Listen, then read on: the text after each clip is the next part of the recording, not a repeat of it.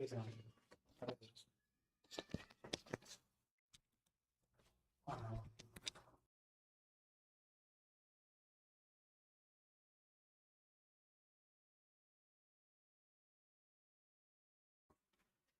Hello बच्चों, कैसे हैं आप लोग। आशा करते हैं आप लोग अच्छे होंगे और आप लोग का एंट्रेंस एग्जामिनेशन काफी अच्छे से गुजरा होगा।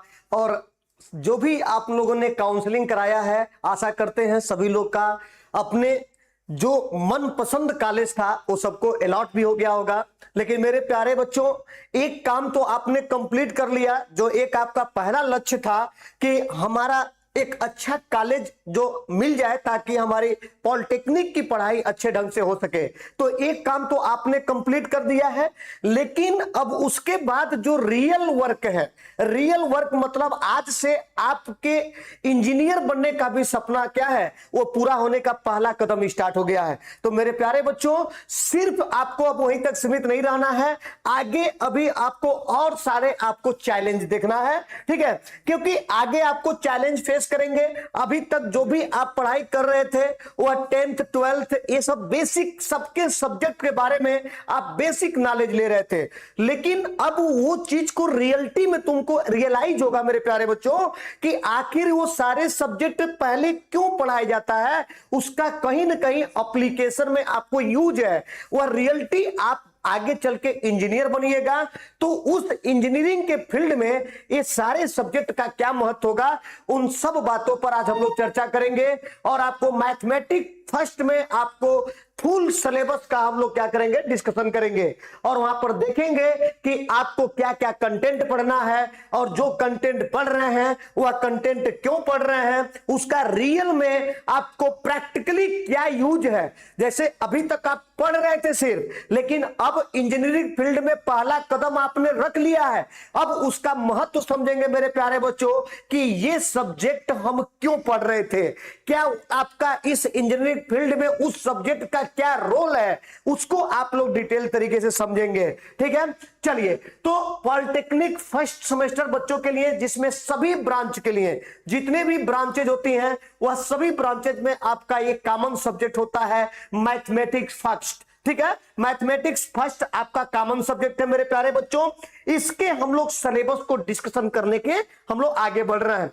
चलिए, अब जरा ध्यान दीजिएगा। बहुत सारे बच्चों के दिमाग में, बहुत सारे बच्चों के मन में ये सवाल आता है कि कौन सामने खड़ा होकर के मुझे पढ़ाने जा रहा है, क्या मैं यहां पर सब कॉन्सेप्ट सीख सकता हूं, क्या उसके पास वो नॉलेज है जिसके लिए हम यहां पर आए हैं, ठीक है। तो मैं अपने बारे में बता दूं कि मैंने ऑलरेडी बीटेक किया हुआ है ऑनर डिग्री के साथ, ठीक है। ऑलरेडी मैंने गेट क्वालिफाई भी किया हुआ है। और दूसरी सबसे महत्वपूर्ण इंफॉर्मेशन आपको दे दूं कि ऑलरेडी मैं सेलेक्टेड हूं, ठीक है।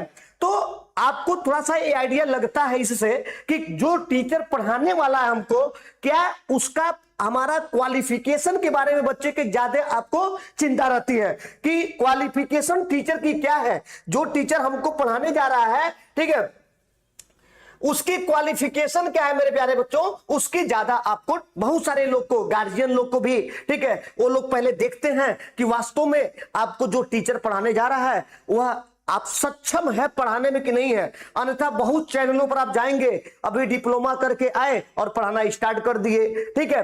तो वो अलग चीज है, मैं नहीं कर रहा हूं कि वो नहीं पढ़ा सकते हैं, पढ़ाने की एक अलग कला होती है। लेकिन सिर्फ कला ये दिखाना नहीं है कि हमको पढ़ाने आता है। बच्चा हमको ये भी देखना होता है कि हम जहां जा रहे हैं वहां हम सीख सकते हैं कि नहीं सीखते हैं, ठीक है। तो एक टीचर का कर्तव्य होता है कि बच्चों को सिखाना, ठीक है। पढ़ा तो आपको कोई आज के समय में कर सकता है, जब सारी चीजें पीपीटी पर आपके उपलब्ध हैं, तो जब उसी को बताना है तो वो तो कोई भी बता सकता है। लेकिन आज आप लोग को पूरी, आपको निष्पक्ष तरीके से, ठीक है, आपको पहले बैठ करके डिसीजन लेना पड़ेगा, ठीक है, कि हम वास्तव में कहां नॉलेज गेन कर सकते हैं।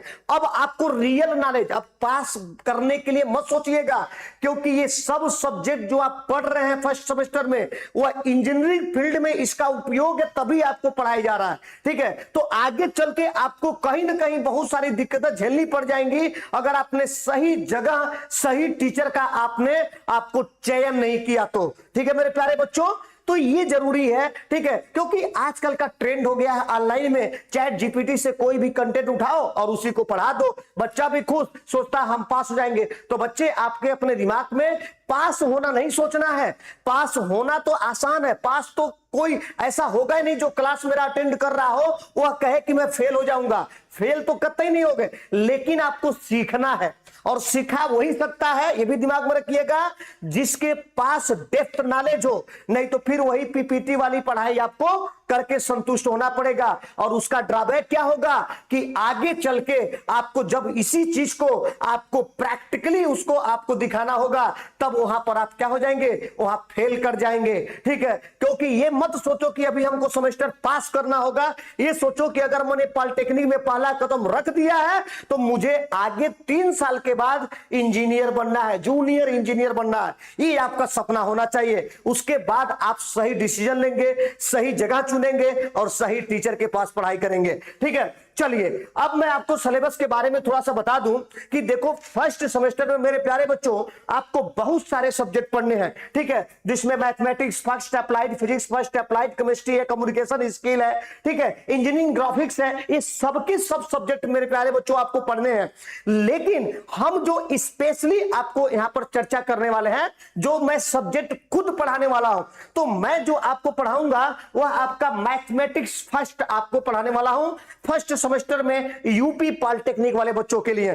तो मैथमेटिक्स अगर फर्स्ट की मैं चर्चा करूं तो यहां पर जरा ध्यान दीजिएगा, आपको यहां पर ध्यान देना है कि ये वाला हमारा क्या हिस्सा है, वह मैथमेटिक्स फर्स्ट है, ठीक है। अब इसमें जरा देखिएगा आपके जो टोटल इवेल्युएशन आपका स्कीम है, टोटल मार्क्स का जो इवेल्युएशन स्कीम है, मतलब कुल कितने मार्क्स आपको इसमें मिलेंगे, तो वह टोटल मार्क्स क्या है, वह इंटरनल और एक्सटर्नल दोनों मिलाकर के वह 100 मार्क्स है, ठीक है। अब जरा ध्यान दीजिएगा, इंटरनल असेसमेंट जिसको तुम सेशनल एग्जाम के नाम से भी जानते हो, ठीक है, वह तुम्हारा आपका 40 नंबर का होगा, ठीक है। तो इसमें आपको क्या देखा जाता है, इसमें आपको इंटरनल एग्जाम होगा, उसका रिजल्ट देखा जाता है। तो बच्चा वहां पर आपको थोड़ा सा अपने डिसिप्लिन को भी बना के रखना होगा। आप फर्स्ट ईयर में जा रहे हैं, आप एक प्रोफेशनल कोर्स करने जा रहे हैं, डिप्लोमा करने जा रहे हैं, क्योंकि आगे चल के जूनियर इंजीनियर बनने वाले हैं।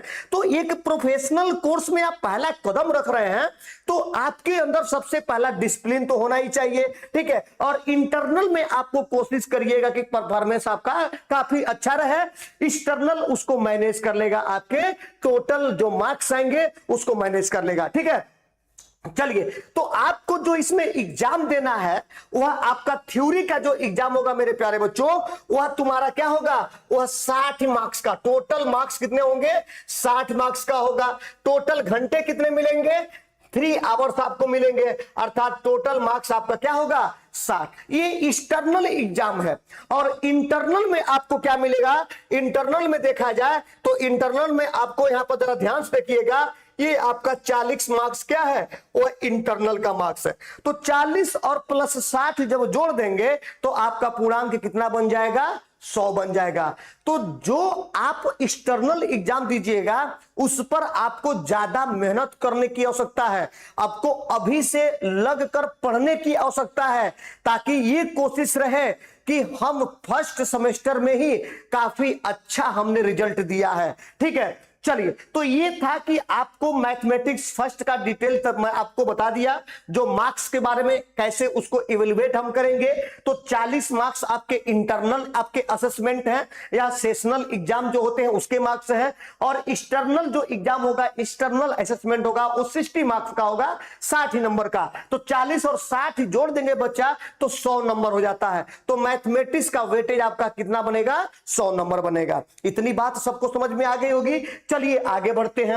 अब कोर्स का ऑब्जेक्टिव क्या होता है, हर एक कोर्स का अपना कुछ ना कुछ क्या है, एक एम होता है, एक ऑब्जेक्टिव होता है। तो वही लिखा हुआ है, content of this course provide fundamental base of understanding elementary mathematics and their usages in solving engineering problem.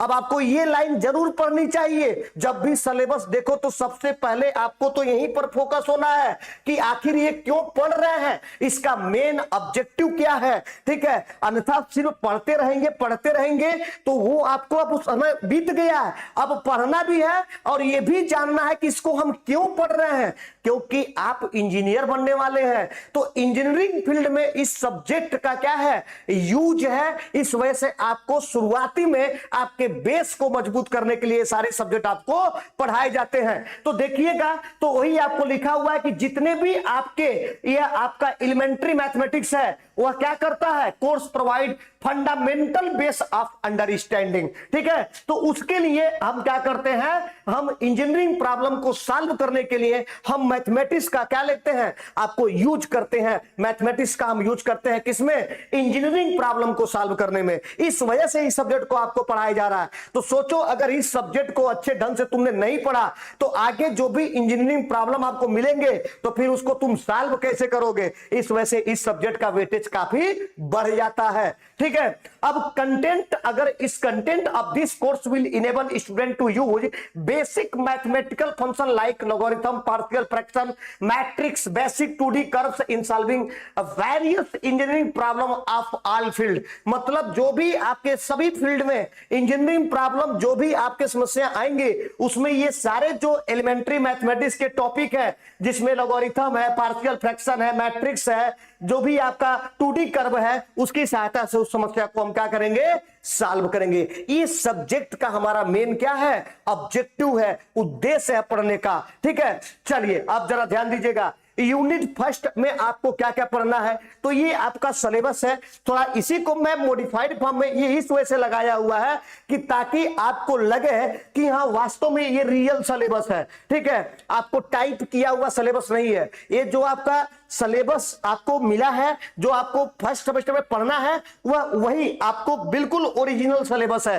ठीक है, तो इसी चीज को मैंने क्या है दोनों लैंग्वेज में कन्वर्ट करके आपको, ताकि सही ढंग से समझ में आ जाए, उसको मैं आगे आपको डिस्कस करूंगा। तो कुल 5 यूनिट आपको पढ़ना है। 5 यूनिट में देखो हमारा क्या है, पहले आपको ट्रिग्नोमेट्री पढ़ना है, दूसरा आपको यूनिट में डिफरेंशियल कैलकुलस पढ़ना है। ठीक है, और थर्ड आपको यूनिट में पार्शियल फ्रैक्शन पढ़ना है, फोर्थ यूनिट में परमुटेशन, कॉम्बिनेशन और बाइनोमियल थ्योरम पढ़ना है, और फिफ्थ यूनिट में आपको कॉम्प्लेक्स नंबर पढ़ना है। ठीक है, चलिए अब देखते हैं, उसी को हम लोग इलोबरेट करके डिटेल तरीके से समझने की कोशिश करते हैं कि इस जो यूनिट को हमने 5 यूनिट को देखा उसमें कौन कौन से टॉपिक हैं। तो उसको हिंदी और इंग्लिश दोनों में हम लोग डिस्कस करेंगे, ताकि हिंदी मीडियम के बच्चों को भी समझ में आ जाए कि हमको इस यूनिट में कौन कौन सा टॉपिक पढ़ना है, और इंग्लिश मीडियम के वाले बच्चों को भी समझ में आ जाए कि इस यूनिट में हमको कौन कौन सा टॉपिक पढ़ना है। ठीक है, अब देखिए, पहला अगर मैं बात करूं ट्रिग्नोमेट्री की,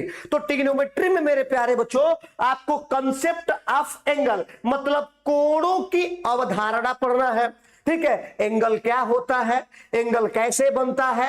ठीक है, तो उसके कंसेप्ट के बारे में हम लोग को पढ़ना है, कोणों की अवधारणा। ठीक है, दूसरा जो टॉपिक है वो हमारा क्या है, measurement of angle in degree, grade and radians and their convergence. ठीक है, मतलब कोणों का डिग्री, ग्रेड, रेडियन में मापन एवं उनका रूपांतरण। कोण को हम केवल डिग्री में नहीं मापते हैं, कोण को हम डिग्री में भी मापते हैं, उसके बाद रेडियन में भी मापते हैं, ग्रेड में भी मापते हैं। तो ये हमारा अलग अलग क्या है, मेजरमेंट का तरीका है। और डिग्री को रेडियन में कैसे बदलेंगे, रेडियन को ग्रेड में कैसे बदलेंगे, ग्रेड को डिग्री में कैसे बदलेंगे, इनका आपस में कन्वर्जन कैसे होगा, इनका आपस में रूपांतरण कैसे होगा, इसमें इस सारे कंसेप्ट को डिस्कस करेंगे।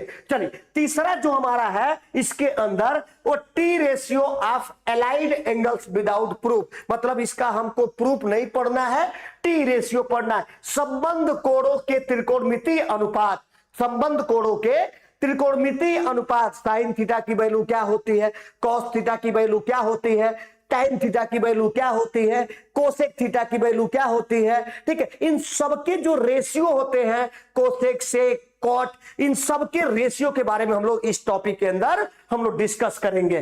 ठीक है, अब अगला देखो, sum and difference formula and their application. इसको भी हम लोग को प्रूफ नहीं पढ़ना है, विदाउट प्रूफ पढ़ना है। कहने का मतलब योग एवं अंतर के सूत्र तथा उनके अनुप्रयोग बिना आपके प्रूफ के। ठीक है, जैसे आपको पढ़े होंगे ना कि sine A plus B, sine A minus B, तो वही बोल रहा है कि sum and difference formulae and their application. ठीक है, तो हमको इसमें जो भी आपके योग और अंतर के सूत्र हैं उनके एप्लीकेशन के बारे में पढ़ना है।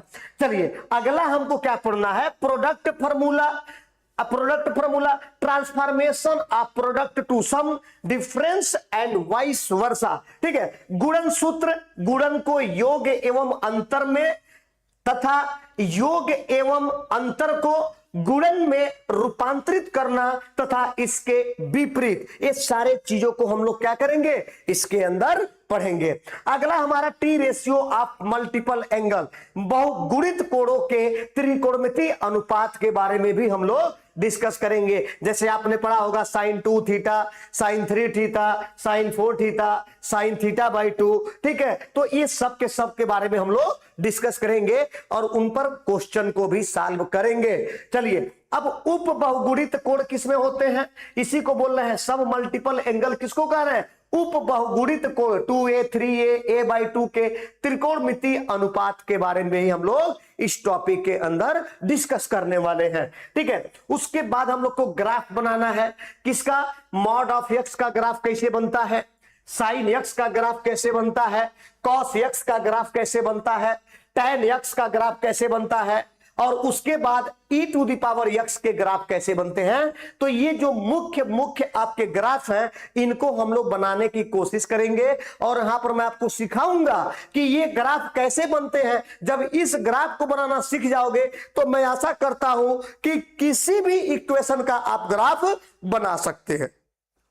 चलिए, तो ये हमारा क्या था, ये यूनिट फर्स्ट जो हमारा त्रिकोणमिति है, त्रिकोणमिति के बारे में हमने जो भी टॉपिक आपको पढ़ना था सारे टॉपिक को हमने डिटेल डिस्कस कर लिया है। ठीक है, वो हिंदी और इंग्लिश में सारे टॉपिक को कन्वर्ट करके मैंने आपको डिटेल तरीके से बता दिया है। चलिए, अब आपसे अगर पूछा जाए, अगर कोई आपसे कहे कि बाबू पॉलिटेक्निक कर रहे हो और तुम मैथमेटिक्स पढ़ रहे हो और उस मैथमेटिक्स में तुम ट्रिग्नोमेट्री पढ़ रहे हो, ट्रिग्नोमेट्री तो तुम 10th में भी पढ़े थे, उसके आगे भी पढ़े थे, अब पॉलिटेक्निक में भी पढ़ रहे हो, तो अगर कोई पूछ लेगा कि बाबू क्यों पढ़ रहे हो तो तुम्हारा जवाब क्या रहेगा, तुमको बताना पड़ेगा ना। अब तुम अपने आप को इंजीनियर मान के चलोगे, लोग भी तुमको आज ही से इंजीनियर मान लेंगे। जिस दिन तुम पहला कदम रख दिए अगर पॉलिटेक्निक कॉलेज में, तुम्हारे आसपास के लोग सभी लोग तुमको उसी दिन से इंजीनियर की निगाह से देखेंगे कि इनका लड़का पॉलिटेक्निक कर रहा है अर्थात इंजीनियर है। वो पहले ही मान लेते हैं, भले ही आपने एग्जाम निकाला हो या भी ना निकाला हो, लेकिन वो मान के बैठ जाते हैं कि इनका लड़का इंजीनियरिंग का पढ़ाई कर रहा है, अर्थात वो इंजीनियर मान लेते हैं। एक अलग से प्रेशर तुम्हारे ऊपर रहेगा कि पहले से सब लोग इंजीनियर मान लिए, अगर इंजीनियर नहीं बने तो हाँ बड़ा दिक्कत हो जाएगा। ठीक है, तो ये सारी चीजों को अब प्रेशर के रूप में आपको लेके चलना पड़ेगा। तो जो पढ़ाई करता रहेगा, अच्छे ढंग से पढ़ता रहेगा, तो वास्तव में उसके माँ बाप का सपना, उसका खुद का सपना इंजीनियर बनने का अवश्य पूरा हो जाएगा। ठीक है, चलिए, तो ये जो ट्रिग्नोमेट्री हम लोग पढ़ रहे हैं उसका रियल में किन क्षेत्रों में उपयोग किया जाता है, तो मैंने आपको बताया इस ट्रिग्नोमेट्री का उपयोग तुम इलेक्ट्रिकल इंजीनियरिंग में देखोगे, सिविल इंजीनियरिंग में देखोगे, मैकेनिकल इंजीनियरिंग में देखोगे, आर्किटेक्चर में देखोगे, सर्वेइंग में देखोगे, नेविगेशन में देखोगे, एस्ट्रोनॉमी में देखोगे, फिजिक्स में देखोगे।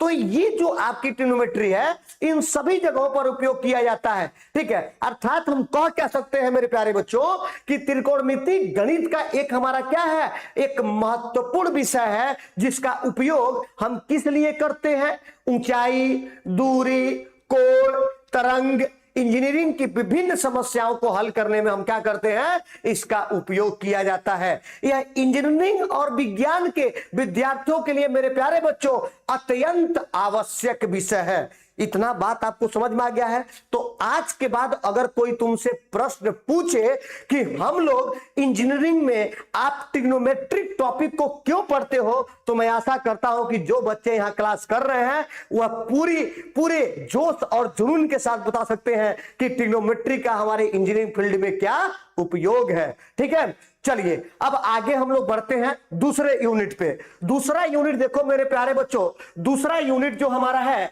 वह डिफरेंशियल कैलकुलस है। दूसरा यूनिट क्या है? डिफरेंशियल कैलकुलस है। ठीक है, तो इसके हिंदी में इसको बोलते हैं अवकल कलन। क्या बोलते हैं? अवकल कलन।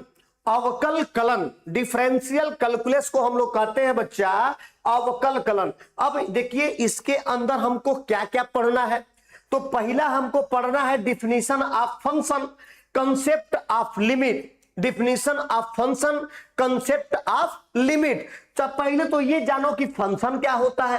फंक्शन की परिभाषा हम लोग पढ़ेंगे। फंक्शन को हम लोग फलन कहते हैं, हिंदी में क्या कहते हैं? फलन कहते हैं। तो फलन की परिभाषा हम लोग पढ़ेंगे तथा उसकी सीमा की अवधारणा पढ़ेंगे। उसकी सीमा की अवधारणा पढ़ेंगे। चलिए अब यहां पर देखिए 4 मानक सीमाएं हैं। 4 मानक के सीमाएं हैं। ठीक है, इनको हम लोग पढ़ेंगे। उसके बाद हम लोग डिफिनीशन पढ़ेंगे।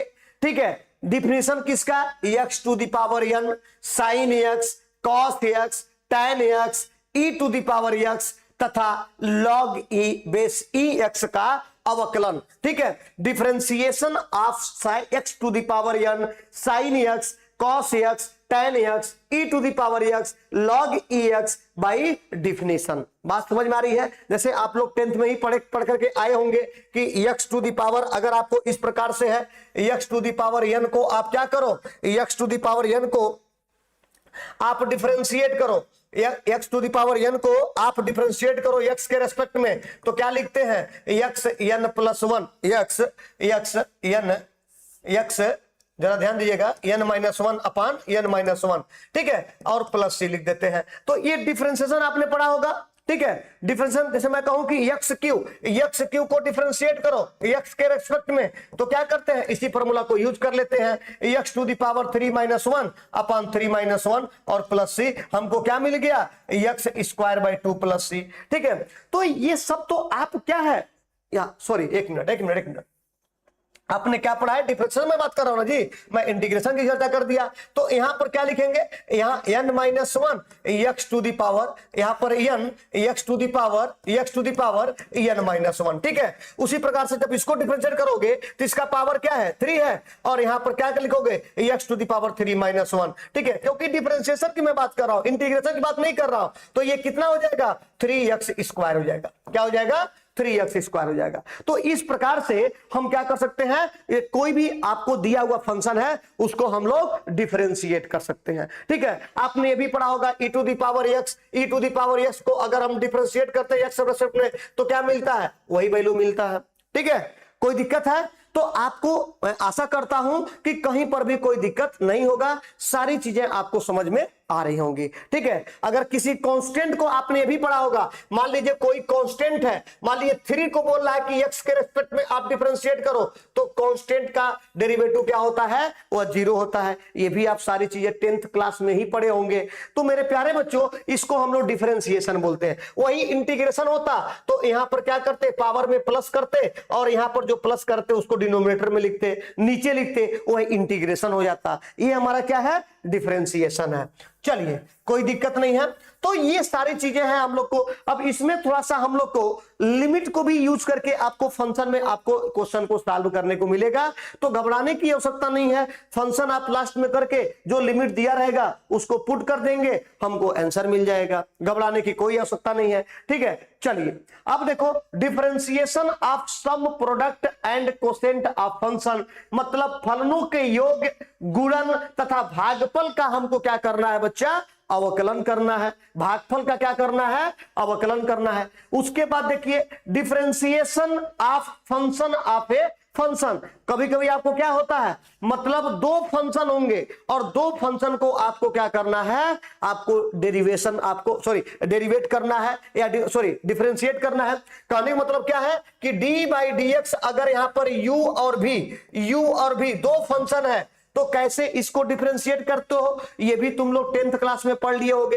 पहला फंक्शन छोड़ देते हैं, दूसरे फंक्शन को डिफरेंशिएट करते हैं, दूसरा फंक्शन छोड़ देते हैं, पहले फंक्शन को डिफरेंशिएट करते हैं। तो ये कब होगा? जब तुम्हारे क्या होंगे, जब इसमें हमारे क्या होंगे, आपको फंक्शन ऑफ ए फंक्शन, मतलब दो दो फंक्शन हो, तो दो दो फंक्शन होगा तो कैसे आप उसको डिफरेंशिएट करेंगे। जैसे कभी कभी आपको इस प्रकार से मिल जाएगा, यहां पर e to the power 3x square. अब देखो एक फंक्शन तुम्हारा यह है, एक तुम्हारा फंक्शन यह है, और उसके अंदर भी एक फंक्शन तुम्हारा ये है, तो पूरे फंक्शन का फंक्शन मिल रहा है कि नहीं मिल रहा है? तो ऐसे फंक्शन का आप डिफरेंशिएशन कैसे करेंगे? तो पहले आप इसको सॉल्व करोगे, फिर इस वाले को सॉल्व करोगे, ठीक है। तो ये तरीका होता है। तो आपको फंक्शन और फंक्शन मतलब आपको संयुक्त अगर फंक्शन मिल जाता है, संयुक्त फलन मिल जाता है, तो उसका आप डिफरेंशिएशन कैसे करेंगे, उसका अवकलन कैसे करेंगे, इस टॉपिक के अंदर उसको भी हम लोग पढ़ेंगे। चलिए अब लॉगरिथम, आपको यहां पर क्या है, लॉगरिथम डिफरेंशिएशन की बात करें, मतलब लघुगणकीय अवकलन भी आपको इस टॉपिक के अंदर पढ़ना है। मतलब log वाला फंक्शन दिया रहेगा, जैसे मान लीजिए आपको इस प्रकार से दे दिया log 1 प्लस x को आप क्या करो, आप x के रेस्पेक्ट में डिफरेंशिएट करो, तो ऐसे फंक्शन को हम लोग क्या बोलेंगे, यहां पर लॉगरिथमिक डिफरेंशिएशन बोलेंगे। क्या बोलेंगे? लॉगरिथमिक डिफरेंशिएशन बोलेंगे। क्लियर है? मतलब इसके अंदर हमारा क्या होगा, जो फंक्शन होगा वह लॉग का होगा।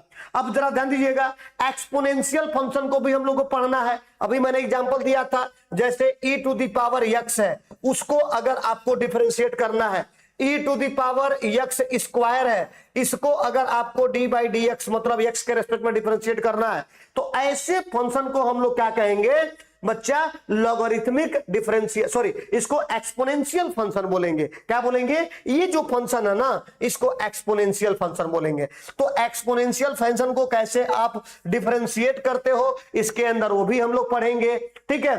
चलिए अब यहां पर जरा ध्यान दीजिएगा, तो ये सारे तो टॉपिक थे, ये सारे क्या थे मेरे प्यारे बच्चों, ये सारे आपके क्या थे, टॉपिक थे, जिसके बारे में हम लोग को क्या करना था, आपको पढ़ना था, ठीक है। तो अगर मैं आपसे कहूं कि डिफरेंशियल कैलकुलस वास्तव में है क्या, तो आप क्या कहेंगे कि जो डिफरेंशियल कैलकुलस होता है, जिसको अवकल हम कलन कहते हैं, वह गणित की हमारी क्या है, एक ब्रांच होती है, एक शाखा होती है, ठीक है। अगर मैं कहूं कि डिफरेंशियल कैलकुलस के बारे में, तो अवकल कलन क्या होता है, वह हमारा क्या होता है, वह गणित की वह शाखा है जिसमें हम किसी फंक्शन, कोई हमारे पास जो फंक्शन होता है, उस फंक्शन के हम रेट ऑफ चेंज, जिसको हम हिंदी में बोलते हैं परिवर्तन की दर, हम उसका अध्ययन करते हैं। क्या करते हैं? रेट ऑफ चेंज, परिवर्तन के दर का हम लोग क्या करते हैं मेरे प्यारे बच्चों,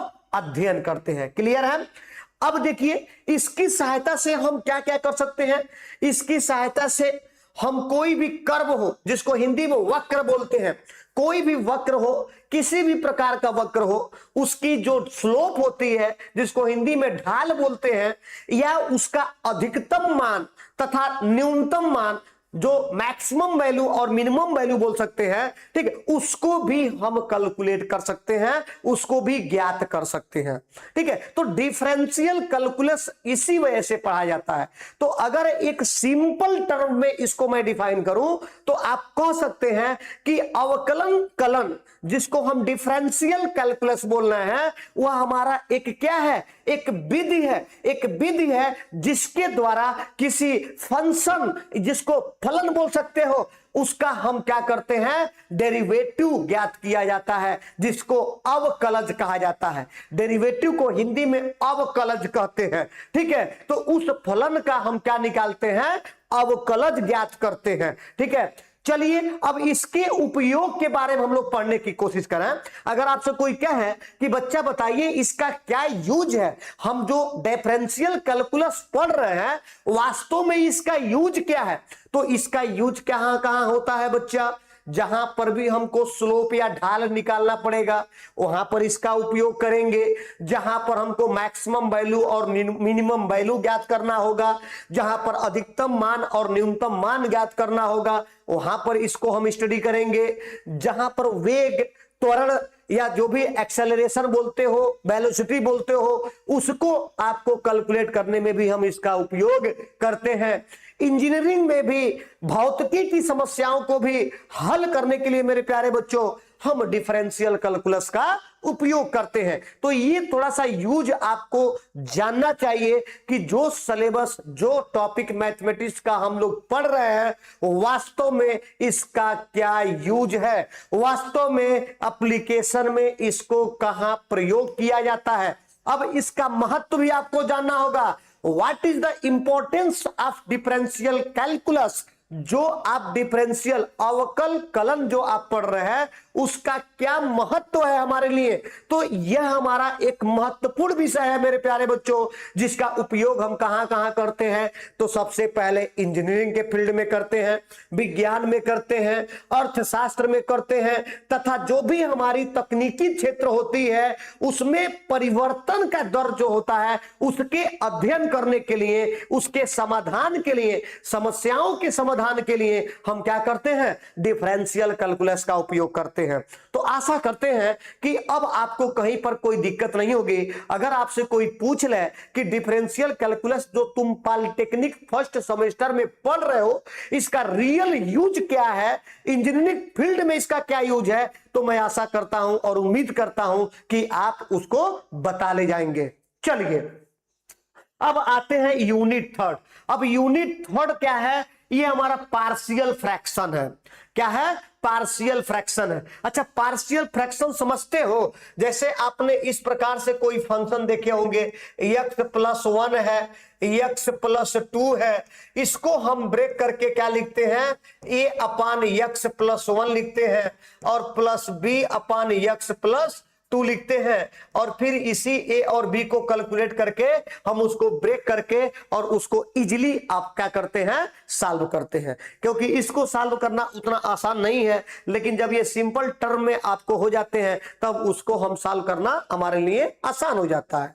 ठीक है, मतलब सरल भिन्न में इसको हम कैलकुलेट, सरल भिन्न में बनाने की हम कोशिश करते हैं। तो इसी को हम क्या बोलते हैं, पार्शियल फ्रैक्शन बोलते हैं। इसी को हम लोग क्या बोलते हैं, आंशिक भिन्न कहा जाता है। ठीक है, तो अगर आपसे कोई कहे, चलिए अभी इसको मैं डिस्कस करूंगा कि इसको क्यों पढ़ रहे हो, क्या चीज है, इसका क्या उपयोग है इंजीनियरिंग के फील्ड में, इस सारे चीज की मैं पहले चर्चा करूंगा। लेकिन उससे पहले हम पहले आपको टॉपिक क्या पढ़ना है उस पर आप चर्चा करेंगे। अब देखिएगा हमारा यूनिट थर्ड जो है वह डिफिनीशन ऑफ पॉलिनोमियल फ्रैक्शन है।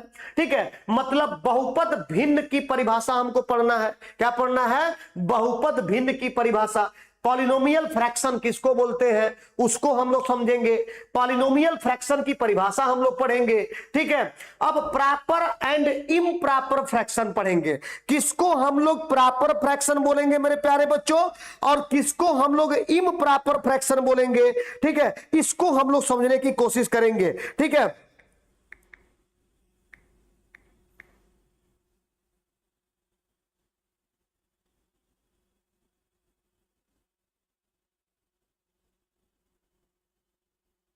चलो इतनी बात समझ में आ गई। चलिए अब आगे बढ़ते हैं मेरे प्यारे बच्चों, जरा ध्यान दीजिएगा। अब यहां पर से प्रॉपर किसको बोलेंगे और इम्प्रॉपर फ्रैक्शन, मतलब जो भी फ्रैक्शन दिया रहेगा इस प्रकार से, कब हम कहेंगे कि प्रॉपर है और कब हम कहेंगे कि इम्प्रॉपर है। तो रियल में देखा जाए तो पहले हमारा प्रॉपर फंक्शन होना चाहिए, क्योंकि प्रॉपर फंक्शन अगर नहीं है, इम्प्रॉपर है, तो उसको हम प्रॉपर बनाएंगे। हमारे पास वो तरीका होता है। ठीक है, तो उसको जब हम लोग पढ़ेंगे तो डिटेल डिस्कस करेंगे। जब न्यूमरेटर और डिनोमिनेटर, देखिए जो वेरिएबल्स हैं, ऐसा भी सिर्फ यही फंक्शन नहीं हो सकता है, ऐसा भी तो फंक्शन हो सकता है। x+1 यहां पर आप लिख सकते हो x² 2x+2, और यहां पर x+1 या सॉरी x प्लस यहां पर 2 कर दो। ठीक है, तो ये भी तो एक हमारा फंक्शन है। अब यहां पर देखो a अपन इसको लिखेंगे और अपन x² 2x+2 और प्लस b अपान x+1 लिखेंगे। तो इसको भी तो हम पार्शियल फ्रैक्शन के टर्म में हम इसको सिंपल आपको फ्रैक्शन में कन्वर्ट कर सकते हैं। ठीक है, होना ये चाहिए कि न्यूमरेटर में जो x का पावर है अंश में, वो डिनोमिनेटर से हमेशा कम होना चाहिए, उसको हम प्रॉपर बोलते हैं। लेकिन जब किसी भी कारणवश अगर न्यूमरेटर अंश में x का पावर हर के तुलना में अधिक हो जाता है तो उसको हम इम्प्रॉपर बोलते हैं। तो सबसे पहले ऐसे फंक्शन को हमको प्रॉपर फंक्शन बनाना पड़ता है। प्रॉपर आपको क्या बनाना पड़ेगा, प्रॉपर फ्रैक्शन बनाना पड़ेगा। आफ्टर दैट फिर उसको हम क्या करेंगे बच्चा लोग, सॉल्व करेंगे। ठीक है, उसको आगे हम डिटेल डिस्कस करेंगे। अभी तो हम आज के क्लास में सिर्फ सिलेबस के बारे में डिस्कस करने आए हैं, बताने आए हैं कि आपको इस टॉपिक में क्या क्या पढ़ना है, कौन कौन से यूनिट में कौन कौन से सब टॉपिक पढ़ने हैं। जो भी टॉपिक है, जो भी आप चैप्टर पढ़ रहे हो, उसका वास्तव में इंजीनियरिंग के फील्ड में आपका क्या यूज है, उसको क्यों तुम पढ़ रहे हो, पहले ये जानो। ठीक है, चलिए तो अब यहां पर देखो, आंशिक भिन्न जिसको पार्शियल फ्रैक्शन है, उसका हमको डिफिनीशन पढ़ना है। ठीक है, to resolve proper fraction into partial fraction with denominator containing non repeated linear factors. मतलब ऐसा आपको दिया रहेगा कि हर में भिन्न भिन्न रैखिक गुणनखंड होंगे। रैखिक गुणनखंड होंगे मतलब नॉन रिपीटेड लीनियर फैक्टर्स होगा।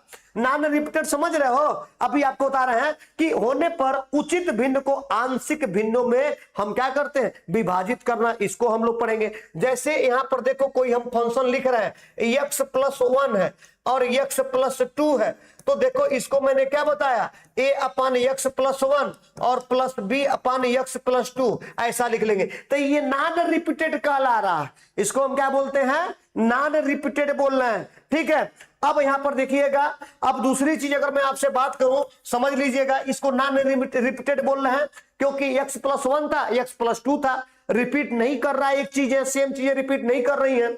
अब देखिएगा, to resolve proper fraction into partial fraction with denominator containing repeated linear factor. ठीक है, कहने का मतलब हर में पुनरावृत्त रैखिक गुणनखंड होने पर उचित भिन्न को आंशिक भिन्न में हम क्या करें, विभाजित करना है। ठीक है, तो कहने का मतलब क्या है कि जब भी इस प्रकार से होगा फंक्शन 1 अपान x+1 आ जाए, फिर x+1 आ जाए और x+2 आ जाए, तो देखो ये रिपीटेड है या आपको यही दो बार आपको लिखा रहा है फंक्शन, तो ये रिपीटेड है कि नहीं है, यही चीज देखो रिपीट कर रही है। तो आप क्या लिखोगे, a अपान x+1 और प्लस b अपान x+1। तो ये डिनोमिनेटर में देखो चीजें रिपीट हो रही हैं, तो उसको बोलते हैं हम लोग, उसको बोलते हैं, उसी को हम क्या बोल रहे हैं, रिपीटेड लीनियर फैक्टर्स। लीनियर क्यों बोल रहे हैं, जब भी x का पावर 1 होता है तो वह हमारा लीनियर होता है, x का पावर 2 होगा तो वह हमारा क्वाड्रेटिक होगा। ठीक है, x का पावर 3 होगा तो हमारा क्यूबिक होगा। ये आप बेसिक चीजें आप 10th क्लास में ही पढ़ के आए होंगे। चलिए, तो इसको हम बोलते हैं रिपीटेड लीनियर फैक्टर, अर्थात हर में पुनरावृत्त रैखिक गुणनखंड है। ठीक है, तो आशा करते हैं कि ये आपका कंसेप्ट समझ में आ चुका होगा। अब to resolve proper fraction into partial fraction with denominator containing irreducible non repeated quadratic factor, मतलब हर में अविभाज्य एवं अपुनरावृत्त द्विघात गुणनखंड होने पर उचित भिन्न को आंशिक भिन्न में विभाजित करना। मैंने बोला ना कि आपको अगर आपको इस प्रकार से फंक्शन आपको दे दिया जाए, x² 2x+1, एक फैक्टर ये है और यहां पर मान लीजिए आपको x+1 है, तो a अपान ये वाला पूरा फैक्टर लिखोगे कि नहीं लिखोगे, x² + 2x+1 और यहां पर क्या हो जाएगा, b अपान x+1। तो ये देख रहे हो x का पावर 2 है कि नहीं है, तो x का पावर 2 आ गया अर्थात क्वाड्रेटिक है। हमारा क्या बन गया बच्चा, क्वाड्रेटिक बन गया है। ठीक है, तो ये क्वाड्रेटिक है, उसी की बात बोल रहा है कि हर में अविभाज्य एवं अपुनरावृत्त द्विघात गुणनखंड, जिसको बोल रहे हैं irreducible non repeated quadratic factors. ठीक है, तो इसको हम लोग को क्या करना है, आपको उसको हम लोग को पार्शियल फ्रैक्शन में आपको कन्वर्ट करना है। ठीक है, अब देखिएगा, to resolve improper fraction into partial fraction, अगर तुम्हारा फंक्शन जो है या जो भी तुम्हारा आपका फ्रैक्शन है वह अगर इम्प्रॉपर है तो उसको भी हम लोग को क्या करना है, पार्शियल फ्रैक्शन में आपको रिजॉल्व करना है, विभाजित करना है। मतलब अनुचित भिन्न को आंशिक भिन्न में आपको क्या करना है बच्चा, विभाजित करना है। तो आशा करते हैं कि आप लोग को ये सारे टॉपिक जो आपको पढ़ने हैं वह सब के सब टॉपिक आपको समझ में आ चुके होंगे। लेकिन उससे महत्वपूर्ण सवाल फिर मैं आपसे कर रहा हूं कि आखिर ये टॉपिक क्यों पढ़ रहे हो, इसका वास्तव में क्या यूज है। तो सबसे पहले समझो कि पार्शियल फ्रैक्शन जिसको हम आंशिक भिन्न बोल रहे हैं वास्तव में क्या होता है। तो आंशिक भिन्न एक ऐसी गणितीय विधि होती है जिसमें हम किसी कॉम्प्लेक्स आपको परिमेय भिन्न, जो भी हमारा जटिल परिमेय आपकी भिन्न होता है, रेशनल फ्रैक्शन होता है, को हम क्या करते हैं बच्चा, उसको दो या दो से, मतलब दो भी हो सकता है या दो से अधिक भी हो सकता है, हम सरल सिंपल फ्रैक्शन जिसको बोल सकते हो सरल भिन्न में हम क्या करते हैं, उसको सबसे पहले डिवाइड करते हैं, विभाजित करते हैं। ठीक है, इससे करना हमको क्या जरूरी है, इसको किससे करने से हमको क्या फायदा मिलने वाला है, तो मैं आपको बता दूं कि इससे कैलकुलेशन हमारा क्या हो जाता है, आसान हो जाता है। तो कैलकुलेशन को आसान बनाने के लिए बच्चा हम लोग पार्शियल फ्रैक्शन का उपयोग करते हैं। इतनी बात समझ में आ चुकी है। अब इसकी कंडीशन क्या है, पार्शियल फ्रैक्शन को हर जगह यूज करेंगे क्या, उसकी कुछ न कुछ अपनी शर्त होती है। तो शर्त क्या है, जो न्यूमरेटर की घात है वह डिनोमिनेटर की घात से कम होनी चाहिए, जो आपको मैंने अभी बताया है। मतलब अंश की घात हर की घात से कम होनी चाहिए। अब देखिए, यदि अंश की घात अधिक या बराबर हो जाए तो पहले हम क्या करते हैं, आपने पढ़ा होगा पॉलिनोमियल डिवीजन, पॉलिनोमियल डिवीजन पढ़े होंगे जिसको बहुपद भाग कहते हैं, वह किया जाता है। ठीक है, उसको प्रॉपर आपको फ्रैक्शन बनाया जाता है।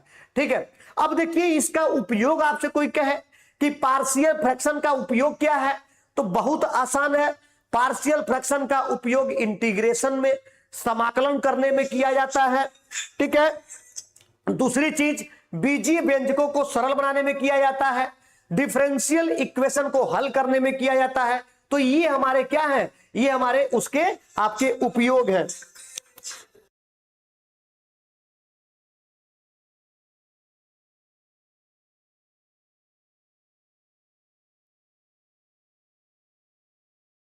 ठीक है, चलिए तो यहां पर हम डिफरेंशियल इक्वेशन को हल करने में, अवकल समीकरण जो है उसको हल करने में मेरे प्यारे बच्चों हम इसका उपयोग करते हैं। किसका, पार्शियल फ्रैक्शन, जिसको हम आंशिक भिन्न कह रहे हैं। क्लियर है, चलिए बहुत बड़ी बात। इंजीनियरिंग में भी इसका उपयोग किया जाता है, जो भी मैथमेटिकल कैलकुलेशन होते हैं, गणितीय गणनाओं में भी इसका उपयोग करते हैं। ठीक है, तो ये सारे के सारे क्या था, वह उपयोग था कि पार्शियल फ्रैक्शन को हम कहां कहां उपयोग करते हैं। अब इंपॉर्टेंस की बारे में बात कर ले कि इसका इंपॉर्टेंस क्या है, कहां कहां पर इसका आप उपयोग करते हो।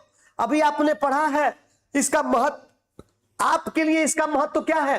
तो आंशिक भिन्न जो पार्शियल फ्रैक्शन है, आंशिक भिन्न की बारे में अगर मैं बात कर लूं तो आंशिक भिन्न, जरा ध्यान दीजिएगा, आंशिक भिन्न एक जटिल भिन्न को क्या करता है, आपको सिंपल भिन्न में बदलता है। अभी मैंने आपको बताया है कि पार्शियल फ्रैक्शन करता क्या है, पार्शियल फ्रैक्शन जो भी आपके कॉम्प्लिकेटेड परिमेय आपको भिन्न होते हैं उसको मेरे प्यारे बच्चों ये क्या करता है, वह आसान बना देता है। कैसे, सरल सिंपल फ्रैक्शन में बदल करके। आशा करते हैं कि सारी बातें आपको समझ में आ रही होंगी। ठीक है, अब देखो यह कैलकुलस, कैलकुलस मतलब कलन जिसको हिंदी में बोलते हैं, यह कलन इंजीनियरिंग तथा जो भी हायर मैथमेटिक्स उच्च गणित की बात करते हैं यह उसका एक हमारा महत्वपूर्ण सब्जेक्ट होता है, महत्वपूर्ण विषय होता है। तो आशा करते हैं कि अब आपको पूरी तरह से समझ में आ गया होगा कि ये टॉपिक हम क्यों पढ़ रहे हैं और ये टॉपिक एक इंजीनियर को पढ़ना क्यों आवश्यक है। अब सारी बातें से आपको समझ में आ चुका होगा। चलिए आगे बढ़ते हैं। अब जरा ध्यान दीजिएगा, यूनिट फोर्थ के बारे में बात करें तो यूनिट फोर्थ जो हमारा टॉपिक है वह परमुटेशन है, कॉम्बिनेशंस है और बाइनोमियल थ्योरम है। 3 टॉपिक इसके अंदर हैं। कौन कौन? Permutation, combination, binomial theorem. मतलब इसको हिंदी में परमुटेशन को क्रमचय बोलते हैं, कॉम्बिनेशन को संचय बोलते हैं, बाइनोमियल थ्योरम को हम लोग द्विपद प्रमेय बोलते हैं। इतनी बात सभी को समझ में आ गई? बहुत बढ़िया।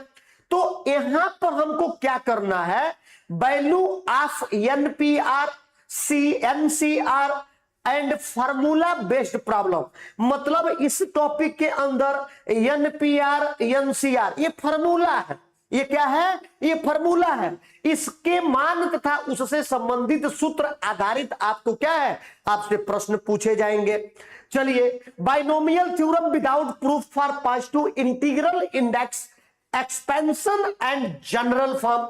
मतलब धनात्मक पूर्णांक जो घात है जिसको पॉजिटिव इंटीग्रल इंडेक्स बोल रहे हैं के लिए द्विपद प्रमेय बिना प्रमाण के, बिना प्रूफ के आपको उसका प्रसार करना है एवं सामान्य पद उसका निकालना है। जनरल टर्म आपको वहां पर आपको फाइंड आउट करना है।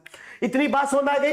अब देखिए, binomial theorem for any index expansion without proof, ये भी हमको क्या करना है? किसी भी घात के आपके लिए द्विपद प्रमेय जो है उसको आपको क्या करना है? यूज करना है, लेकिन इसका एक्सपेंशन बिना प्रूफ के साथ करना है। ठीक है, इसका एक्सपेंशन है वो विदाउट प्रूफ है। चलिए, एप्लीकेशन ऑफ बाइनोमियल थ्योरम, द्विपद प्रमेय के क्या है आपको यहां पर अगर उसका क्या करें?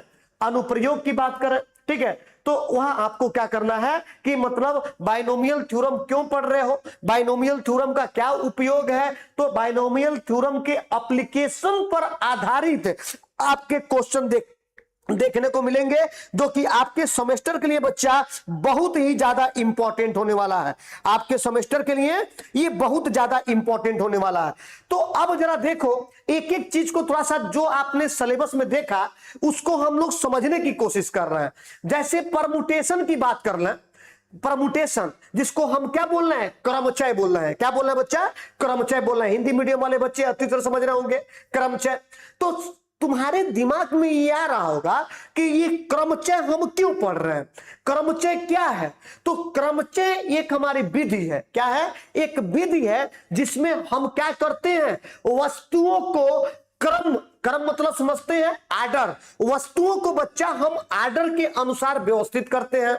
जो भी वस्तुएं होती हैं उनको हम आर्डर के अनुसार क्या करते हैं? व्यवस्थित करते हैं। इसमें क्रम का हमारे लिए क्या होता है? महत्व होता है। इसमें हमारा क्या होता है बच्चा? क्रम का महत्व होता है। अब इसमें आपने बहुत सारा फॉर्मूला आपको आधारित क्वेश्चन देखने को मिलेंगे। आप एक फॉर्मूला पढ़े होंगे, सभी लोग पढ़ के आए होंगे, ऐसा नहीं है कि आपको जानकारी नहीं होगा। जरा ध्यान दीजिएगा, सभी लोग इसका फॉर्मूला पढ़े होंगे। आपका इसका फॉर्मूला क्या होता है मैं आपको बता दूं, जरा ध्यान समझिएगा। एनपीआर,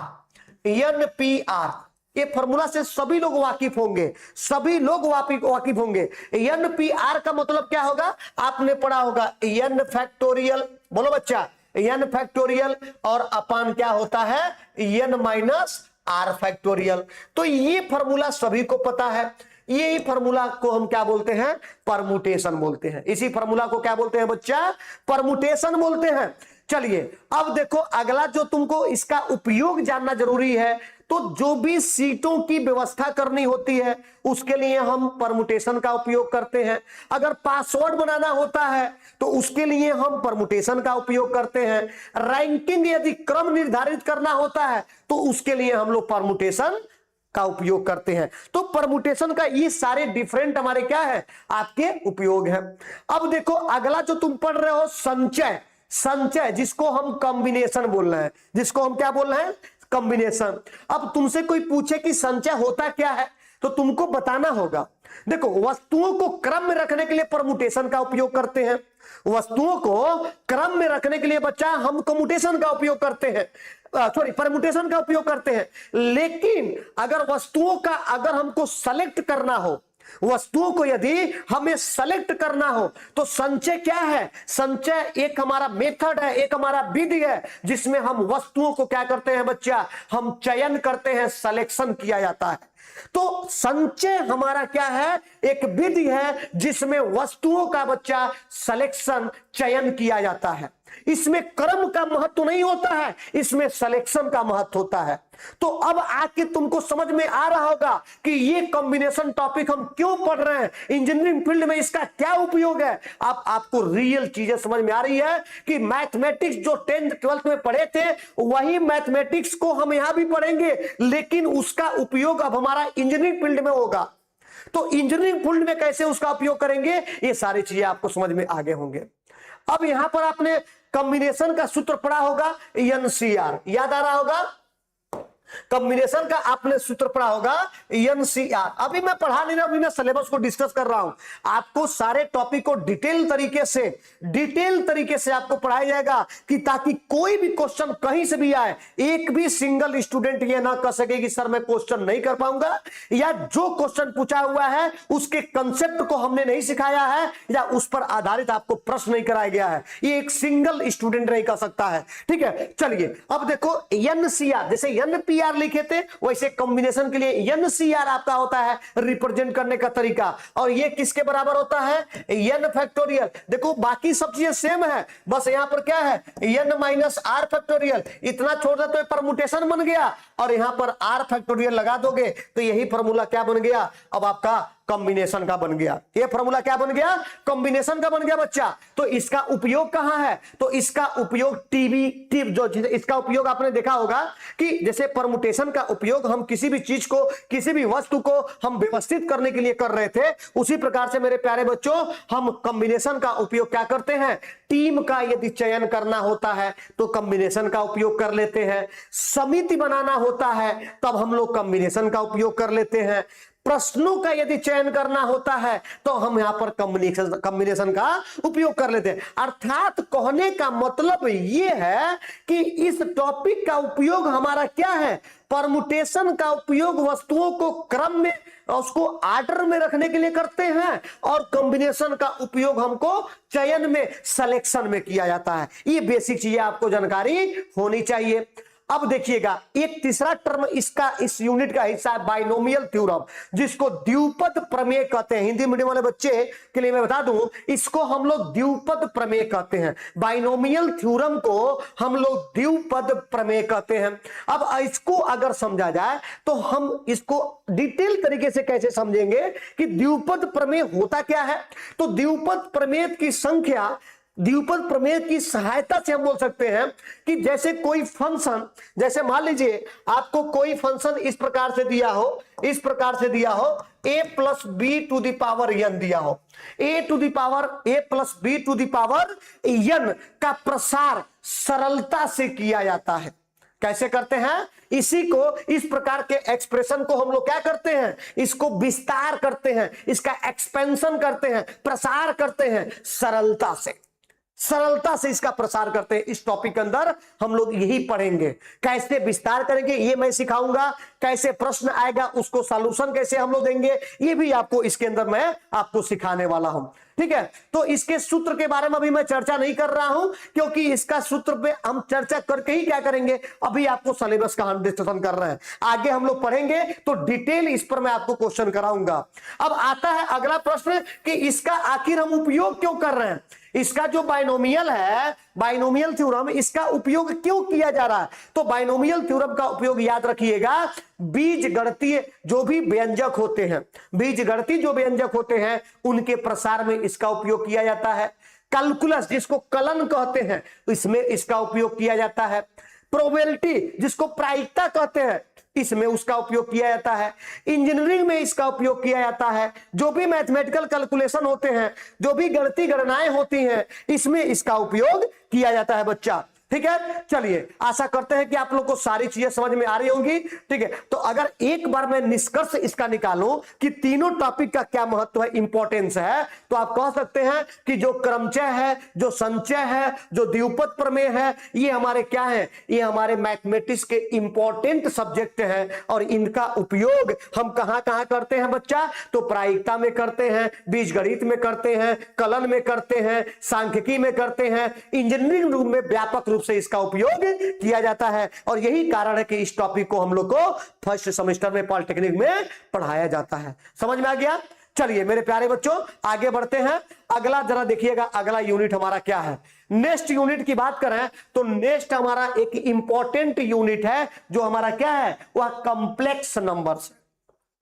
इसको हम क्या बोलेंगे, ये हमारा क्या है, कॉम्प्लेक्स नंबर। ये 5वां यूनिट है जो आपको पढ़ना है, जिसको हम सम्मिश्र संख्याएं बोलते हैं। हिंदी में क्या बोलते हैं बच्चा, सम्मिश्र संख्याएं बोलते हैं। तो अगर आपको इसके अंदर देखा जाए तो कौन कौन से सब टॉपिक को अध्ययन करना है, तो डिफिनीशन ऑफ कॉम्प्लेक्स नंबर। सबसे पहले हमको ये जानना है कि कॉम्प्लेक्स नंबर होता क्या है, उसका डिफिनीशन पढ़ेंगे, सम्मिश्र संख्याओं की परिभाषा पढ़ेंगे, real and imaginary part of a complex number, सम्मिश्र संख्याओं के वास्तविक एवं काल्पनिक भाग के बारे में पढ़ेंगे। ठीक है, polar and Cartesian representation of a complex number and its conversion from one form from to other form. ठीक है, मतलब सम्मिश्र संख्या का ध्रुवीय, पोलर और कार्टेशियन, कार्तीय निरूपण तथा उसका आपस में एक दूसरे में रूपांतरण, ये टॉपिक को भी हम लोग को पढ़ना है। ठीक है, conjugate of a complex number, complex number जो भी सम्मिश्र संख्या है उसका हमको कॉन्जुगेट पढ़ना है, संयुग्म पढ़ना है। उसके बाद modulus and amplitude of a complex number, सम्मिश्र संख्या का मापांक एवं आयाम, आयाम एम्पलीट्यूड उसी को बोलते हैं, इस टॉपिक को इसके अंदर पढ़ना है। Addition, subtraction, multiplication, division of a complex number, जो भी हमारी सम्मिश्र संख्याओं का हमको क्या करना है, योग पढ़ना है, अंतर पढ़ना है, गुणा पढ़ना है एवं भाग पढ़ना है। उसके बाद de Moivre theorems and its application. ठीक है, उसके बाद डी मोइवर का प्रमेय तथा उसका हम लोग को एप्लीकेशन पढ़ना है। ये सारे हमारे क्या है, आपके यूनिट 5 के जो कॉम्प्लेक्स नंबर है वह उसका हमारा क्या है बच्चा लोग सिलेबस है। तो ये चीज जरा ध्यान दीजिएगा, एक चीज जरा ध्यान दीजिएगा। तो कॉम्प्लेक्स नंबर की अगर हम बात करें तो वास्तव में कॉम्प्लेक्स नंबर होता क्या है ये जानना हमारे लिए जरूरी है। वास्तव में कॉम्प्लेक्स नंबर क्या होता है ये जानना जरूरी है। तो जिसको हिंदी में हम सम्मिश्र संख्या बोलते हैं, क्या बोलते हैं, सम्मिश्र संख्या बोलते हैं। तो सम्मिश्र संख्या या कॉम्प्लेक्स नंबर वह संख्या है, वह संख्या है जिसमें 2 भाग होते हैं बच्चा। कौन कौन, एक भाग तो कहलाता है उसका रियल पार्ट, वास्तविक भाग, और एक भाग को बोलते हैं बच्चा कॉम्प्लेक्स इमेजिनरी पार्ट, वो हमारा कहलाता है काल्पनिक भाग। ठीक है, तो एक ऐसा आपका संख्या जिसमें रियल भाग भी हो, वास्तविक भाग भी हो, अर्थात रियल पार्ट भी हो और काल्पनिक भाग भी हो, काल्पनिक इमेजिनरी पार्ट भी हो, तो ऐसे संख्या को हम लोग क्या कहते हैं, कॉम्प्लेक्स नंबर कहते हैं बच्चा, जिसको हम लोग हिंदी में सम्मिश्र संख्या बोला जाता है। ठीक है, जैसे अगर मैं आपसे कहूं कि अगर किसी संख्या को ऐसा लिखा जाए, देखिएगा z इक्वल टू, मेरे प्यारे बच्चों, अगर मैं कहूं कि a प्लस आई बी ऐसे लिख रहे हैं, तो ये आई जो आया ना इमेजिनरी पार्ट, आई क्या है, वह इमेजिनरी पार्ट है मेरे प्यारे बच्चों। जैसे इस आई का मतलब क्या है, अब देखिएगा, अब इसमें हम कहें, अब ये हमारा क्या है, अब ये हमारा क्या कहलाएगा, कॉम्प्लेक्स नंबर कहलाएगा। इस नंबर को हम क्या बोलेंगे बच्चा, जरा ध्यान से समझिएगा, इस नंबर को हम लोग कॉम्प्लेक्स नंबर बोलेंगे। ये इसका क्या है, इस नंबर का हमारा क्या है, ये रियल पार्ट है, ये रियल पार्ट है, और ये हमारा जो बी है वो हमारा क्या कहलाएगा, ये हमारा कहलाएगा इमेजिनरी पार्ट। इसको क्या बोलेंगे मेरे प्यारे बच्चों, इसको बोलेंगे इमेजिनरी पार्ट। तो बात समझ में आ गया, एक ऐसा नंबर जिसमें रियल पार्ट और इमेजिनरी पार्ट दोनों हो, उस नंबर को हम लोग बच्चा लोग क्या कहते हैं, उस नंबर को कॉम्प्लेक्स नंबर कहा जाता है। क्या कहा जाता है, कॉम्प्लेक्स नंबर कहा जाता है। और ये जो आई लिखा हुआ है, आई का मतलब क्या समझते हो, ये इमेजिनरी यूनिट है। ये क्या है मेरे प्यारे बच्चों, ये इमेजिनरी यूनिट है। इसको हम क्या कहेंगे, इमेजिनरी यूनिट कहेंगे। इतनी बात समझ में आ गई है। अर्थात हिंदी की बात करें तो इसको काल्पनिक इकाई कहेंगे। इसको क्या बोलेंगे, इसको काल्पनिक इकाई बोलेंगे, काल्पनिक इकाई बोलेंगे। यहां तक बात समझ में आ गई कि नहीं आ गई, काल्पनिक इकाई आई। अब आई से आप लोग वाकिफ होंगे, इसका मतलब रियल क्या है, आई की जो वैल्यू होती है बच्चा ना √-1 होता है। जैसे एग्जाम्पल से इसको समझने की कोशिश करो। अगर मैं एग्जाम्पल लूं कि जैसे मैं आपसे कहूं कि √4 की वैल्यू बता दो, तो आप क्या कहोगे, 2 कहोगे। आप क्या कहोगे, 2 कहोगे। लेकिन अगर मैं कहूं कि √-4 की वैल्यू बता दो, तब क्या कहिएगा बच्चा लोग, तब क्या कहिएगा। अब देखो यहां पर माइनस आ गया ना जी, तो इसको मैं क्या लिख सकता हूं, माइनस वाले को इधर लिख लो -1, और √4 को मैं यहां पर लिख लूंगा। 4 को क्या होगा, 2 आ जाएगा। यहां पर देखो 2 और √-1 आ गया। ये √-1 क्या है, यही तो आई है, तो इसको हम लोग लिखते हैं 2i। क्या लिखते हैं, 2i। तो इसका रियल वैल्यू क्या हो जाएगा, 2i। तो इसमें हम क्या है, इसमें हमारा क्या होता है, एक ऐसा नंबर जिसमें हमारा रियल पार्ट इमेजिनरी पार्ट दोनों हो, उसको कॉम्प्लेक्स नंबर बोलते हैं। i हमारा इमेजिनरी यूनिट होता है। i की वैल्यू देखो यहां पर क्या है, √-1, तो i स्क्वायर की वैल्यू कितना हो जाएगा, i स्क्वायर की वैल्यू मेरे प्यारे बच्चों -1 हो जाएगा। i स्क्वायर की वैल्यू -1। तो इसी प्रकार से आप यहां समझ सकते हैं कि कॉम्प्लेक्स नंबर का क्या मतलब है। ठीक है, तो सम्मिश्र संख्याएं भी कई प्रकार की होती हैं। सम्मिश्र संख्याएं मेरे प्यारे बच्चों वह कई प्रकार की होती हैं, यह भी जानना आपको जरूरी है। तो सम्मिश्र संख्याएं कितने प्रकार की होती हैं, तो उसको भी जरा समझ लीजिए। तो सम्मिश्र संख्याएं जो होती है मेरे प्यारे बच्चों, वह आपका एक तो हमारा शुद्ध वास्तविक संख्या होगी। ठीक है, शुद्ध वास्तविक संख्या का मतलब क्या समझ रहे हो, जिसमें कोई भी काल्पनिक वाला पार्ट ना हो, काल्पनिक वाला भाग ना हो। जैसे मैं आपको z ऐसा लिख दूं, z 5 + 0i लिख दिए, तो देखो इमेजिनरी तो 0 हो गया, ये हट गया, सिर्फ z 5 बचा। और ये क्या है, ये सिर्फ रियल है। ये क्या है भैया, ये सिर्फ रियल पार्ट है। तो ऐसे सम्मिश्र संख्या, ऐसे सम्मिश्र को हम क्या बोलेंगे, शुद्ध वास्तविक संख्या बोलेंगे। क्या बोलेंगे, शुद्ध वास्तविक संख्या बोलेंगे। अब जरा ध्यान दीजिएगा, शुद्ध वास्तविक संख्या, कभी ऐसा भी तो देखने को मिलेगा कि शुद्ध काल्पनिक संख्या किसको बोलेंगे, प्योर इमेजिनरी नंबर। जैसे मान लीजिए कोई नंबर ऐसा लिखा है 0 + आपको 5i लिखा हुआ है, तो रियल पार्ट यहां पर क्या है, रियल पार्ट तो आपको क्या है, आपको 0 है। इसका मतलब सिंपली सिर्फ 5i लिख सकते हैं। तो इसको हम क्या बोलेंगे, प्योर इमेजिनरी नंबर बोलेंगे। क्या बोलेंगे बच्चा लोग, तो इसको हम प्योर इमेजिनरी बोलेंगे। इसको हम क्या बोलेंगे, प्योर इमेजिनरी बोलेंगे। क्लियर है इतनी बात है, इसको हम प्योर इमेजिनरी बोलेंगे। बात समझ में आ रही है। लेकिन अगर मैं कहूं कि जनरल टर्म में अगर मैं बात करूं कि सामान्य सम्मिश्र संख्या किसको कहा जाएगा, जिसको जनरल कॉम्प्लेक्स नंबर बोलेंगे, तो अगर मैं आपको कहूं जनरल में, तो अगर इस प्रकार से लिखा हो, जैसे अभी आपने सिर्फ रियल और सिर्फ इमेजिनरी को देखा है, तो अगर आपको a+ यहां पर जे भी लिखा रहता है, आई भी लिखा रहता है। अभी मैं आई लिख रहा हूं, तो a+ अगर इस प्रकार से आ जाए आई भी, तो ये हमारा क्या होता है, ये जनरल कॉम्प्लेक्स नंबर होता है। ये क्या होता है बच्चा, ये जनरल कॉम्प्लेक्स नंबर होता है। मतलब सामान्य सम्मिश्र संख्या किसको बोलेंगे, जिसमें रियल और इमेजिनरी पार्ट दोनों हो, उसको हम लोग क्या बोलेंगे बच्चा लोग, सामान्य सम्मिश्र संख्या बोलेंगे। इतनी बातें सभी को समझ में आ गई, आशा करते हैं सबको समझ में आ गया। तो ये पूरा का पूरा आपको क्या था, ये आपका सिलेबस था, जिसको मैंने हिंदी और इंग्लिश में कन्वर्ट करके, ताकि दोनों मीडियम के बच्चे को, चाहे हिंदी मीडियम का बच्चा हो चाहे इंग्लिश मीडियम का बच्चा हो, सबको समझ में आ जाए अपना सिलेबस। इस वजह से मैंने सारे टॉपिक को हिंदी और इंग्लिश में कन्वर्ट करा करके आपके सामने इसको एक एक टॉपिक को डिटेल तरीके से मैंने आपको बता दिया है कि फर्स्ट सेमेस्टर में मैथमेटिक्स फर्स्ट में आपको क्या क्या पढ़ना है, आपका टॉपिक क्या है। ये रियल सिलेबस आपका दिखा हुआ, ठीक है। इसी को ही मैंने आपको हिंदी इंग्लिश में कन्वर्ट करके डिटेल तरीके से उसको समझाने की कोशिश किया है, ठीक है बच्चा लोग। तो ये 5 यूनिट थे जो आपको पढ़ने थे, जो आपको सिलेबस का हिस्सा था, जिसमें हमारा क्या था, पहला ट्रिग्नोमेट्री था। ट्रिग्नोमेट्री में concept of angle, measurement of angle in degree, grade, radian, ये सब आपको कन्वर्जन इसका पढ़ना है। ये सब जानते हैं कि एंगल कैसे बनता है, 2 लाइन होगी, बोलो भैया 2 लाइन हो गए, 2 लाइन के बीच में जो आपका ये बनेगा वो हमारा क्या होगा, एंगल कहलाएगा। तो इसको एंगल बोलते हैं, यही तुम्हारा कोण कहलाता है, यह कोण कहलाता है, ये तुम्हारी भुजा है, ये भी तुम्हारी भुजा है, आर्म बोल सकते हो, और इसको तुम बोलते हो वर्टेक्स, इसको क्या बोलते हैं, वर्टेक्स बोलते हैं। तो ये सब बेसिक तरीका है आपको, इसके में आपको पढ़ना है concept of angle, measurement of angle in degree, grade and radians and their conversion, T ratio of allied angles without proof, sum difference formula and their application without proof.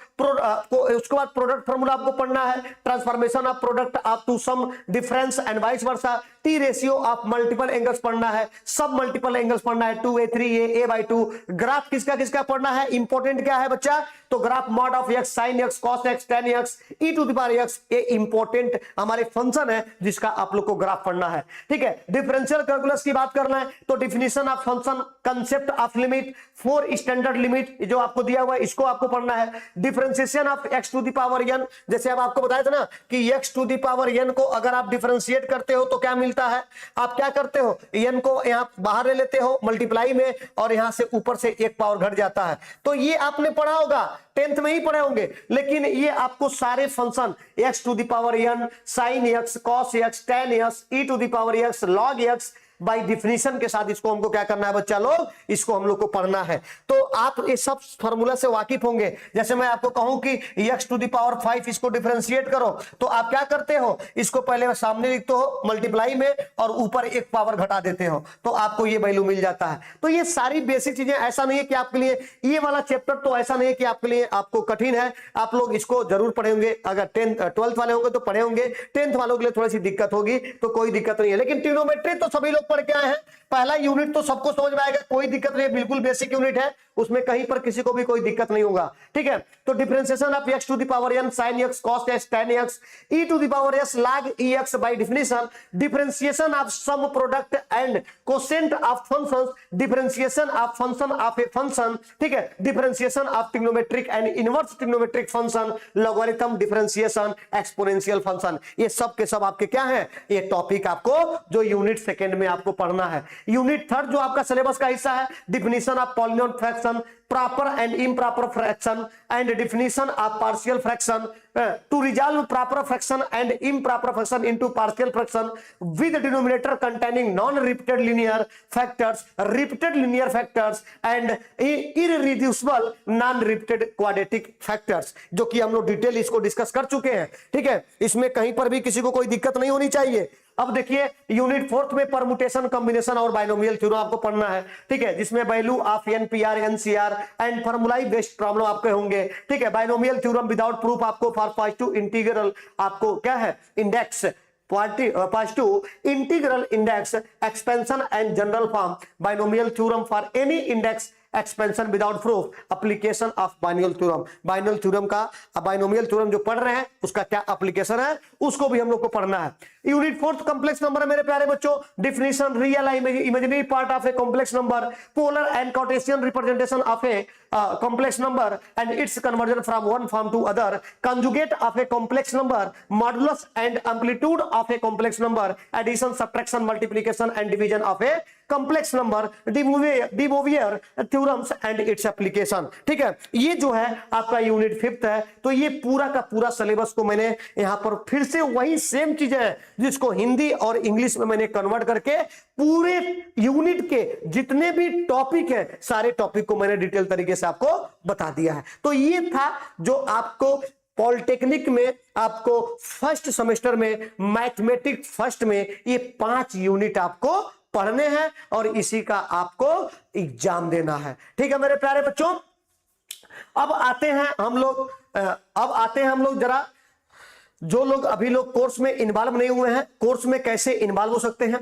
तो जितना जल्दी हो सके उतना जल्दी आप लोग कोर्स में इन्वॉल्व होइए, बढ़ चढ़ के कोर्स का हिस्सा बनिए।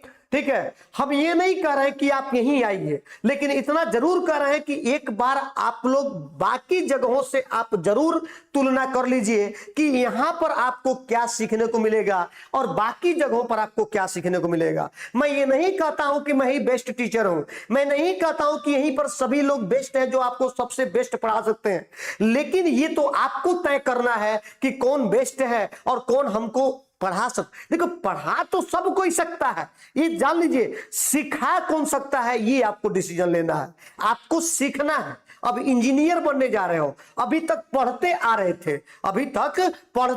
थे, अब तुम इंजीनियर बनने के पहला आप स्टेप बढ़ा दिए हो, तो अब तुमको पढ़ने से ज्यादा सीखना जरूरी है। ठीक है, तो सिर्फ पढ़ना नहीं है, आपको यह भी डिसीजन लेना है कि कौन हमको सिखा सकता है। ठीक है, तो आपको सीखना है, क्योंकि ये जो सब सब्जेक्ट आप पढ़ रहे हो उसको प्रैक्टिकली आपको यूज भी करना है, ये भी दिमाग में बैठा लीजिएगा। ठीक है, तो कोर्स में कैसे इन्वॉल्व होंगे, बहुत ही सिंपल तरीका है। सबसे पहले सिविल टेक्स सॉल्यूशन आपको प्ले स्टोर से डाउनलोड कर लेना है। जैसे इसको डाउनलोड करेंगे तो वहां पर आप जब क्लिक करिएगा तो इस प्रकार का पेज आपके सामने खुल करके सामने आ जाएगा। उसमें सीटीएस एकेडमी नजर आता हुआ दिखेगा, सीटीएस एकेडमी पर जाइएगा और वहां से अर्जुना बैच आपको नजर आएगा। वहां से आप फर्स्ट सेमेस्टर, चाहे आप किसी भी ब्रांच के हो, वहां से आप फर्स्ट सेमेस्टर को आप यहां पर ज्वाइन कर सकते हैं। ठीक है मेरे प्यारे बच्चों, दूसरी चीज है, अगर किसी को भी कोई समस्या होती है, किसी प्रकार की भी हेल्प की आवश्यकता पड़ती है, तो हेल्पलाइन नंबर आपके सामने दो दिया हुआ है, तो दोनों नंबर में से किसी भी नंबर पर आप क्या कर सकते हैं, कांटेक्ट कर सकते हैं। ठीक है, आपके समस्या का समाधान कर दिया जाएगा।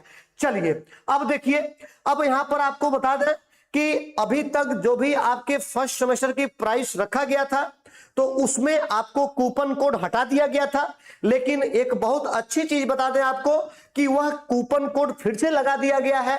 जो भी आपके डिस्काउंट मिल रहे थे, जो भी आपके स्पेशल ऑफर मिल रहे थे, वो भी आपको 31 तारीख तक आपको बढ़ा दिया गया है। तो मेरे प्यारे बच्चों, जो लोग अभी तक कोर्स में इन्वॉल्व नहीं हुए हैं, जितना जल्द हो सके उतना जल्द कोर्स में इन्वॉल्व हो और आप लोग अपनी समय से पढ़ाई स्टार्ट कर दें, क्योंकि आपको एग्जाम में और एग्जाम से पहले आपको बहुत कम समय मिल रहे हैं आपको पढ़ने के लिए।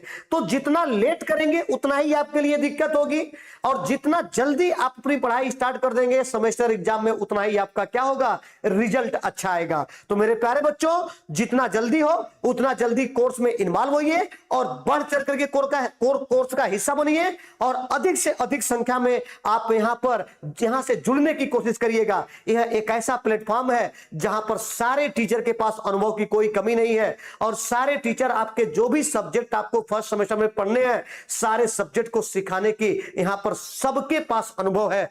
तो मेरे प्यारे बच्चों, आप लोग धीरे धीरे एक एक सब्जेक्ट का सिलेबस डिस्कशन और हर एक सब्जेक्ट का आप जब डेमो क्लास देख लेंगे तो आपको खुद ही नजर आ जाएगा कि यहां पर जो भी टीचर है वह आपको सब कुछ सिखाने में आपको सक्षम है। तो मेरे प्यारे बच्चों, आशा करते हैं कि आज के क्लास में मैथमेटिक्स फर्स्ट के पूरे सिलेबस को जो डिस्कस किया गया है, आपको एक एक कॉन्सेप्ट और एक एक यूनिट और एक एक टॉपिक आपको पूरे अच्छे ढंग से समझ में आ गया होगा कि इस सेमेस्टर में मैथमेटिक्स फर्स्ट में आपको क्या क्या पढ़ना है। तो इसी आशा और विश्वास के साथ आज की क्लास को मैं यहीं समाप्त करता हूं। धन्यवाद।